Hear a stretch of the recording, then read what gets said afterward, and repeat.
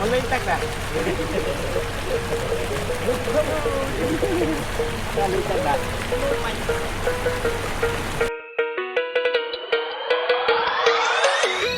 សូមគោរពនិងជំរាបសួរពុកម៉ែបងប្អូនដែលកំពុងតាមដានទស្សនាវីដេអូនេះទាំងអស់គ្នាតើលោកអ្នកកំពុងតែស្វែងរកនៅឈុតម៉ូទ័របូមទឹក Solar ដែលមានកម្លាំងខ្លាំងបូមទឹកបានច្រើនជាមួយនឹងតម្លៃសមរម្យមែនទេថ្ងៃនេះផងដែរខ្ញុំសូមណែនាំនៅឈុតម៉ូទ័របូមទឹក Solar ម៉ាក Kiphaida ដែលជាប្រភេទម៉ូទ័របូមទឹកដាក់លើគោកកម្លាំងពិសេសដែលយើងធ្វើការដំឡើងជូនអតិថិជនដើម្បីយកទៅបូមទឹកពីប្រឡាយទៅ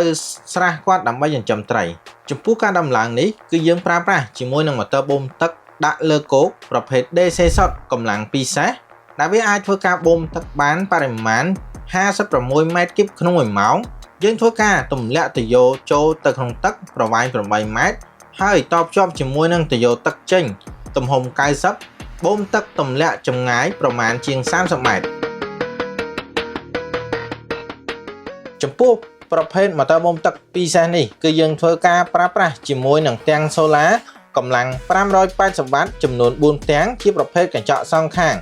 តែយើងធ្វើការដំឡើងជូនអតិថិជនចំនួន20ឈុតដោយសារតែតម្រូវការប្រើប្រាស់ទឹកច្រើនរបស់គាត់ចំពោះម៉ូទ័របូមទឹក Solar ដាក់លើគោកប្រភេទនេះយើងអាចប្រើប្រាស់បានច្រើនយ៉ាងមិនថាបូមទឹកពីប្រឡាយទន្លេស្ទឹងបឹងព្រែកដើម្បីស្រោចស្រពដំណាំចម្ការឬ